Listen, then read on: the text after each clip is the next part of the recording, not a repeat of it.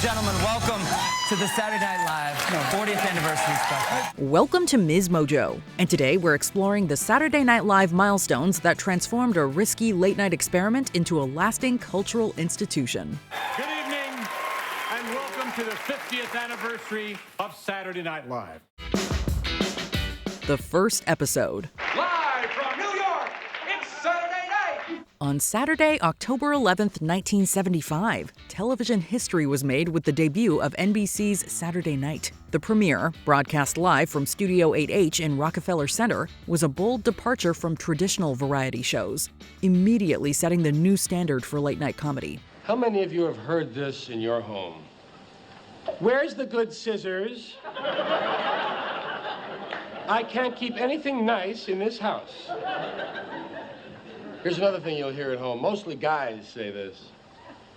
Hey, who stole my underwear? The show was hosted by George Carlin, and the not ready for primetime players instantly established an eclectic chemistry that would define the show's early years. Musical guests Billy Preston and Janice Ian graced the stage, adding a crucial live music element that has remained integral to the show's appeal. And now, Billy Preston with Nothing from Nothing.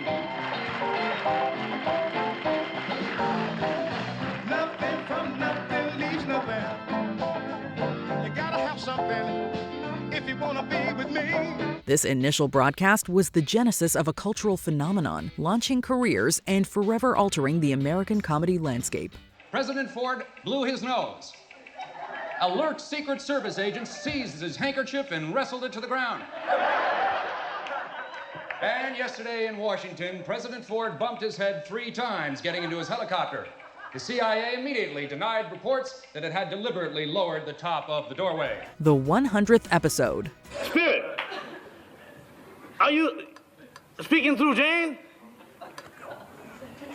Huh? Spirit, are you speaking through Jane? You know, I wanted to come back and do a scene with a little class, a little dignity. Marking its first triple-digit milestone, SNL's 100th episode premiered on Saturday, March 15th, 1980, during a pivotal and often tumultuous period in the show's early history. This landmark episode, the 14th of Season 5, showcased SNL's remarkable endurance, even as it navigated explosive internal drama. It was hosted by musicians Paul Simon and James Taylor, who also performed together, with jazz saxophonist David Sanborn joining the fun. Instead of Simon and Taylor, though, Bill Murray delivered the monologue for the evening, like only Bill Murray could. Oh, that is beautiful. And that's a subway. I hate these people who call Denver the most wonderful, greatest city in the world. They don't even have subways in Denver.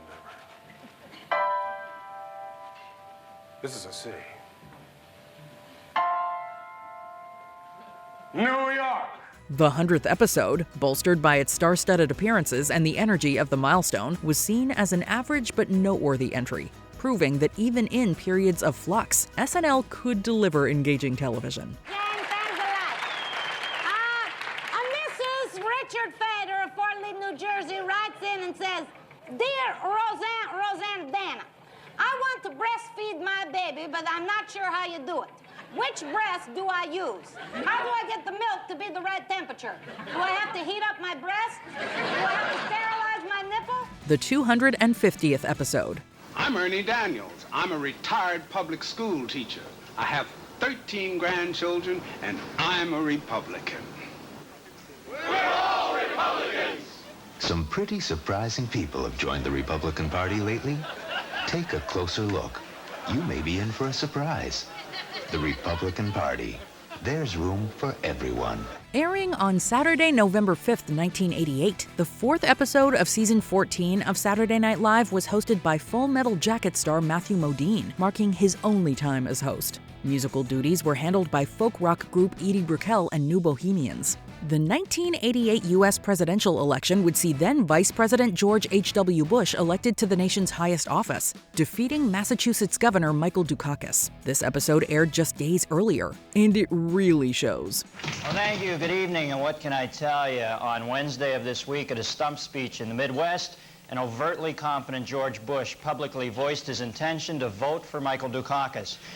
Bush said, "There's no way I see this coming down to my vote. I figure I'd throw the little guy a bone." The cast during this period, often cited as one of the show's strongest, included Phil Hartman, Jan Hooks, Mike Myers, Kevin Nealon, and John Lovitz. Above all else, the 250th episode underscored SNL's enduring ability to meet the political moment with razor-sharp satirical edge. However, now I've got 30 minutes of prepaid, non-refundable network time. Now I could sit here and give you the same old song and dance about good jobs and good wages and the best America is yet to come. Blah, blah, blah, blah, blah.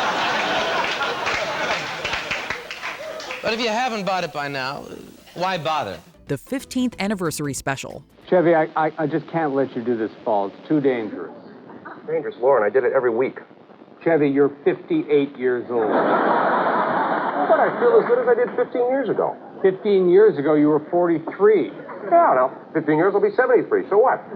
What's going on? I do. Chevy wants to do the fall. But he's 58 years old. In September 1989, Saturday Night Live marked a major milestone with its 15th anniversary special, a 2.5-hour primetime broadcast that offered the show its first real opportunity to assess its own legacy. With an opening monologue delivered by Tom Hanks, the event reunited cast members and frequent hosts from the show's first 14 years. The cold open was a comedy nerd's dream, featuring Dan Aykroyd, Steve Martin, Robin Williams, and more. That included Chevy Chase, who famously performed a pratfall for the ages. Elegies of Gilda Radner and John Belushi reinforced the emotional weight behind the celebration, positioning SNL not just as a survivor, but as a lasting institution. Live from New York, it's Saturday night! The 25th anniversary special. I am such a huge fan of your father. Would you say hi for me because I really love him? Thank you very much. Mrs. Zorro! Oh, God! Excuse me, I'm late. Oh, my God! And you have that great name. Jones, that's great. A quarter century into its run, Saturday Night Live marked its silver anniversary with a lavish primetime special on September 26, 1999, serving as both a retrospective and a reminder of the show's enduring cultural pull. The night opened with Bill Murray reviving Nick the Lounge Singer, followed by a sharp opening monologue from Chris Rock. As I look around this room, look at the star power, look at the comedic genius. I'm looking at some of the most overrated people in the history of comedy. Some of the worst movies ever made were made by people in this room. Musical performances from the Beastie Boys, Elvis Costello, and Eurythmics added momentum. Tributes to Phil Hartman, Chris Farley, and more carried heavy emotional weight. Critics responded enthusiastically, and the broadcast went on to win both an Emmy and a Writers Guild Award. Wait a minute. Didn't we have a conference call to discuss this? We're all going to wear the Amigo costumes? No. Remember, we talked about it, and we decided it would seem very desperate and sad. The 500th episode. It is great to be here hosting Saturday Night Live. This is actually the 500th original episode of the show. Hey, Julia, I saw you in that movie. Oh, you mean Save the Last Dance? Yeah, I thought you were wonderful in it. Wow, Tracy, thanks. Yeah, and the scene where you kissed that black dude, man, it was such a tender moment, man. I thought I was gonna cry. Reaching 500 episodes is a rare feat for any TV show, but Saturday Night Live crossed that threshold on May 12, 2001, with an episode hosted by Julia Stiles. By this point in its history, SNL had become a rare cultural institution that wasn't aging out of relevance. Instead, it was actively shaping the comedy and conversation of a new millennium. You know, I'm very disappointed in you. I have enough things to think about with my new job that I don't need to be worrying about you. I mean, heck, I just got through with my first 100 days, and I got 100 more to go. I'm joking around. I know that there's 300 days in a year. Musical guests Aerosmith marked their 4th appearance on the SNL stage, reinforcing the show's cross-generational appeal. The cast at the time included rising voices like Jimmy Fallon, Tina Fey, and Seth Meyers. it signaled an era of transition. More understated than an anniversary special, the 500th episode served as quiet proof that SNL was somehow more relevant than ever. Do you think I could be president someday? Well, you never know. Maybe one day you'll sit here and you'll say, "In vivo desde Nueva York, es sábado en la noche." The 40th anniversary special. Swing the bears, yeah, that's a ticket. You look marvelous. Yo, Sully, that's wicked. The nerds, the bees, and Toots is on the pedal. Rosammer Dana Dana. Well, isn't that special? It's the chronic What goes of SNL? It's the chronic what goes of SNL. Cheeseburger, cheeseburger, and Chevy Chase strong. And no one can resist my sweaty ball. On February 15th, 2015, Saturday Night Live threw itself a 40th birthday party worthy of its chaos, history, and staying power. Viewers tuned in by the millions, drawing over 20 million people. In fact, it was NBC's biggest non-sports entertainment audience since the Friends finale over a decade earlier. For our other contestants, the adventures of Tom Sawyer are about this person's adventures. I don't know nothing about Tom Sawyer. Then don't buzz in, okay? No one has to buzz in. But I know adventures, and I want you to come with me on the next one, girl. SNL 40 was packed with crowd pleasers. Celebrity Jeopardy, The Californians, and even though it was brief, Eddie Murphy's long-awaited return to the SNL stage. Murphy would finally host again just a few years later during season 45, anchoring the 2019 Christmas episode. SNL 40 was a rousing success, causing longtime fans to fall in love with this strange, messy live show all over again. This show is such a big part of who I am in my life, and I'm so happy to be back here, and it's just a magical feeling. Actually, it feels like going back to my old high school, kind of. And it's a good feeling. I'm really happy that so many people here that value the stuff that I did 35 years ago on this show. It really makes me really happy. Before we continue, be sure to subscribe to our channel and ring the bell to get notified about our latest videos. You have the option to be notified for occasional videos or all of them. If you're on your phone, make sure you go into your settings and switch on notifications.